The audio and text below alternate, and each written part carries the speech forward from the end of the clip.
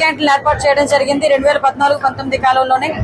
తర్వాత వైఎస్ఆర్ గవర్నమెంట్ వచ్చిన తర్వాత అంటే పేదవాడి ఆకలి విలువ కూడా తెలియని వ్యక్తిగా అప్పుడున్న ముఖ్యమంత్రి జగన్మోహన్ రెడ్డి అన్నా క్యాంటీన్లు కూడా రద్దు చేసి అన్నా క్యాంటీన్ భవనాలని కూడా ఎందుకు నిరుపయోగంగా పడివేసే పరిస్థితి కూడా మనందరం కూడా చూసాం.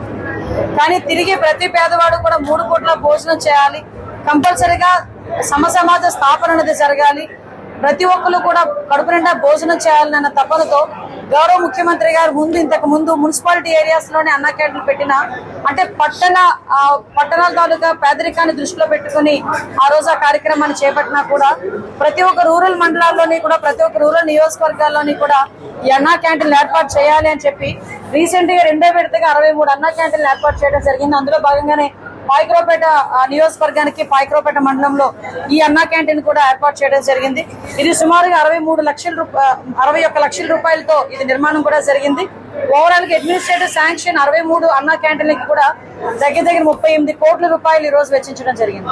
అయితే అన్నా క్యాంటీన్ ఏర్పాటు చేయడమే కాకుండా ఇక్కడ అన్ని ఫెసిలిటీస్ ఇవ్వాలి, శుభ్రమైన భోజనం పెట్టాలి, ఏదో హైజీనిక్ లేకుండా ఇలా శుభ్రం లేకుండా భోజనం పెట్టే పరిస్థితి రాకూడదు అని ఎంతో ప్రతిష్టాత్మకమైన మనకి ఈ